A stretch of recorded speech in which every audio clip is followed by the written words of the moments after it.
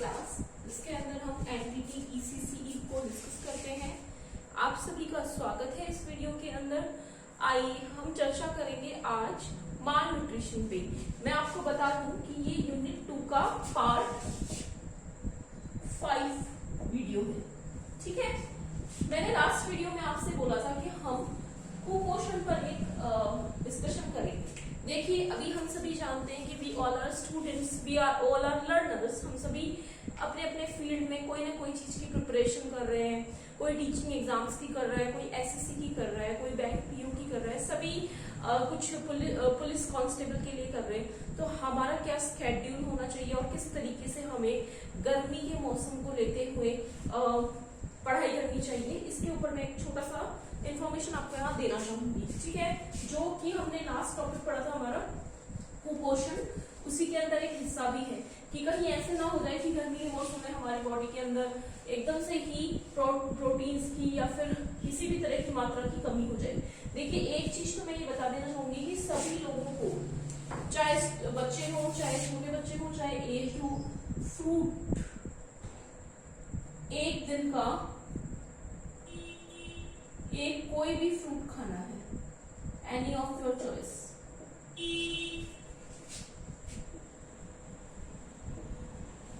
आप चेंज कर करके भी खा सकते हैं।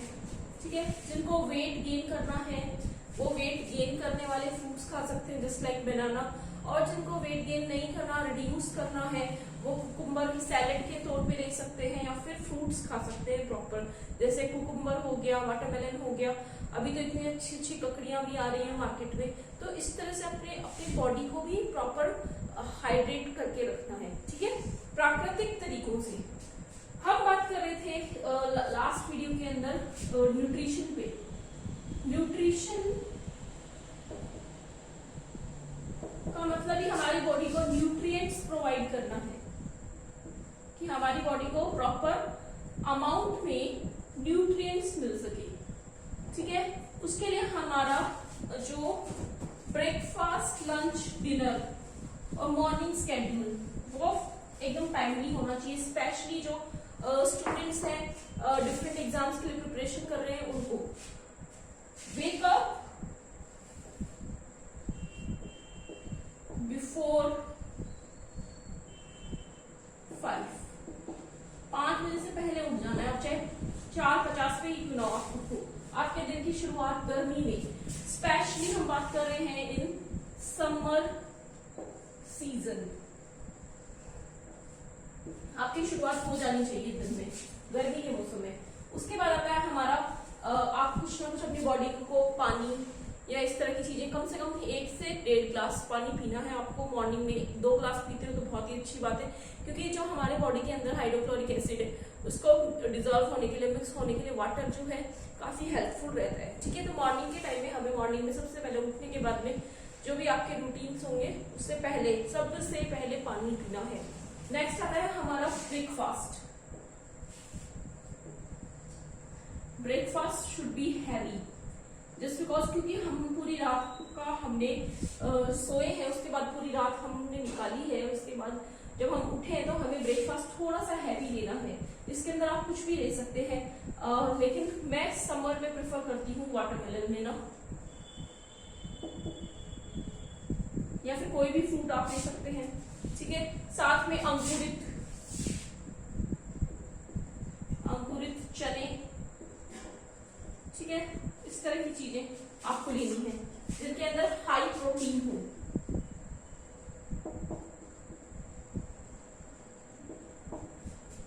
कोई भी चीज को आप अंकुरित करके सेवन कर सकते हैं, जैसे मूंगफली हो गई, बीन्स हो गई, इस तरह की चीजें, या फिर सोयाबीन हो गया, उसको भी, उसमें भी काफी हाई प्रोटीन्स होते हैं, उनको आप ले सकते हैं ब्रेकफास्ट में। सेकंड आता है हमारा, और ये इसका टाइमिंग जो है आपका, ये 8 से 8:30 तक हो ही जाना चाहिए, इससे ज्यादा डिले नहीं करना है आपको। उसके बाद टाइम आता है आपका लंच का। लंच आपका नॉर्मल हो, 2 चपाती इनफ है, 2 या 3 जितनी भी आप खाते हैं।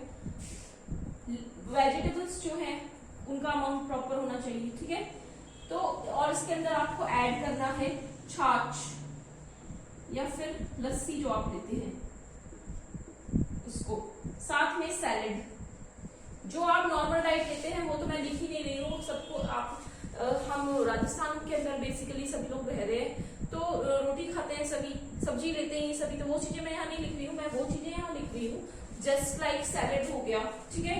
सैलेड और लस्सी ये मस्ट है गर्मी के सीजन के अंदर। आपको लंच में छाछ और लस्सी, और सैलेड के अंदर, सैलेड में क्या हो, सैलेड के अंदर आप कुकुम्बर हो सकता है, ऑनियंस हो सकते हैं, ठीक है, ग्रीन चिली हो सकती है, और टोमेटो हो सकता है, टोमेटोज हो सकते हैं। लेकिन ध्यान रखिएगा एक बात, टोमेटोज को मैं ज्यादा नहीं लेती हूँ जस्ट बिकॉज साथ में यहाँ पे छाछ और लस्सी आ रही है, तो जिसकी तासीर जो होती है वो ठंडी होती है, और ये इसमें एसिड होता है टोमेटोज में, तो ये कोई इन्फेक्शन ना हो, मतलब किसी तरह का अंदर जाके कोई रिएक्शन ना हो, केमिकल रिएक्शन ना हो, इसलिए मैं टोमेटोज को जनरली अवॉइड कर देती हूँ, ठीक है। उसके बाद हमारा आता है dinner. Dinner should be light, आपको बहुत लाइट डिनर लेना है, जिसके अंदर आप पल्सेस दाल ले सकते हो, नॉर्मल 1 चपाती या 2 चपाती जो भी आपकी डाइट है उसके हिसाब से ले सकते हो, या फिर इसमें आप वेजिटेबल्स जो हैं उनकी क्वांटिटी को डबल कर देना, रोटी की क्वांटिटी को आप हाफ कर देना और वेजिटेबल्स की क्वांटिटी को आपको डबल करना है, क्योंकि आपको कम से कम 11 साढ़े 11 बजे तक तो पढ़ना ही है, क्योंकि 11 साढ़े 11 तक पढ़ने के बाद आपको मॉर्निंग में उठना है कितने बजे, 5 बजे। तो ये एक बेसिक चीज मैंने गर्मियों के स्केड्यूल में खुद ने भी ऐड की हुई है, तो मैंने सोचा आप लोगों से मैं शेयर करूँ। तो चलिए आज के वीडियो के टॉपिक पे आते हैं। अगर आपको किसी को स्क्रीनशॉट लेना तो आप ये भी ले सकते हैं। उसके बाद हम आगे बढ़ेंगे, हमारी जो श्रृंखला है इसको आगे लेके चलेंगे। 6th क्वेश्चन तक हो गया था, आज हमारा 7th क्वेश्चन है जल प्राप्ति के साधन। जल प्राप्ति के साधन जो हमारा क्वेश्चन नंबर रहेगा 7, जल प्राप्ति के साधन। देखिएगा हमें पानी कैसे कैसे अवेलेबल हो सकता है।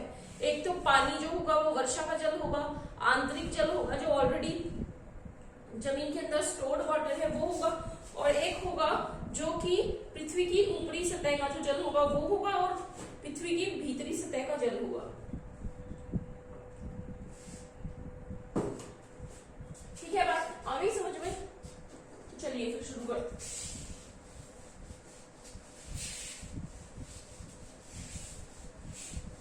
मैं यहाँ पे लिखती जाऊंगी टॉपिक का नाम, और आपको शॉर्ट इसमें हाईलाइट करते हुए चल रहे हैं। अपने अपने हाईलाइटर्स लेके बैठिएगा आप लोग, so that you can highlight all these things. Water resources,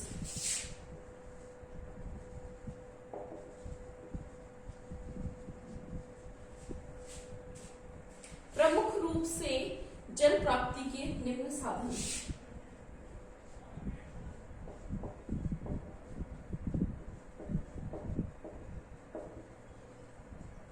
जल प्राप्ति के साधन में कौन सा हो गया? पृथ्वी की ऊपरी, फर्स्ट। दूसरा है आंतरिक, मतलब इंटरनल जो वाटर अवेलेबल है, और तीसरा है वर्षा का जल। ठीक है, देखेंगे हम इसको। वर्षा का जल प्राकृतिक रूप से प्राप्त होने वाले जल में वर्षा का जल सबसे अधिक शुद्ध होता है। नदियों, तालाबों और समुद्र का जल गर्मी के कारण वाष्प के रूप में ऊपर को जाकर बादलों के रूप में परिवर्तित हो जाता है। ये बादल ठंडी वायु के संपर्क में वर्षा करते हैं। वर्षा का जल वैसे तो सर्वाधिक शुद्ध होता है, किंतु वायुमंडल में उपस्थित नाइट्रोजन आदि गैसों तथा धूल के कारण यह अशुद्ध हो जाता है। वर्षा का जल खनिज लवणों जैसे चूना व मैग्नीशियम से रहित तथा मशुद्ध होता है, इसलिए पीने, पकाने और अन्य उपयोग जैसे कपड़े धोने में अत्यंत उपयोगी है। पृथ्वी की सतह का जल, हमारे देश में और देशों के समान ही नदियां जलापूर्ति का प्रमुख साधन है। ऐसे अनगिनत शहर हैं जहां आज की सार्वजनिक जलापूर्ति नदियों से ही की जाती है। इनमें दिल्ली, कोलकाता, इलाहाबाद आदि उदाहरण है। प्रमुख नदियों के जल में धरातल तथा स्रोतों का जल मिश्रित होता है। गांव में प्राय नदियों का जल पेय के रूप में तथा सिंचाई के लिए उपयोग में लाया जाता है तथा कुछ जगह बिजली उत्पादन में भी प्रयुक्त होता है। वर्षा का जल गिरकर धरती पर तालाब या झीलों में इकट्ठा हो जाता है। कुछ भाग नदियों में बह जाता है। आज भी कई नगर कस्बे वे गांव धरातल के जल पर निर्भर हैं। इनमें नदियां, झीलें, तालाब आदि निर्भर हैं। भूमिगत या अंतःखंड जल, वर्षा का वह जल जो धरती सोख लेती है, भूमिगत या अंतःस्थल जल कहलाता है। कुओं, हैंडपंपों व स्रोतों का जल भूमिगत जल ही है। वर्षा के उपरांत वर्षा का जल धरती की ऊपरी सतह से छलकर धरातल की निचली परतों में पहुंचता है। ऊपरी सतह में निचली सतह के मध्य जल के कई जीवाणु तथा कीटाणु मार्ग में ही छन जाते हैं। वह कई कार्बनिक व अकार्बनिक पदार्थ मिश्रित हो जाते हैं। इन पदार्थों में कुछ तो जल में विलीन हो जाते हैं व कुछ जल में तैरते रहते हैं। भूमिगत जल के निम्न स्रोत हैं झरने व कुआं। झरने यानी कि फॉल्स और कुआं यानी कि वेल्स। नेक्स्ट हमारा क्वेश्चन रहेगा मलेरिया, जो कि हम नेक्स्ट वीडियो में कवर करेंगे। Till then take care, bye bye everyone, see you in the next video. Thanks for watching this video.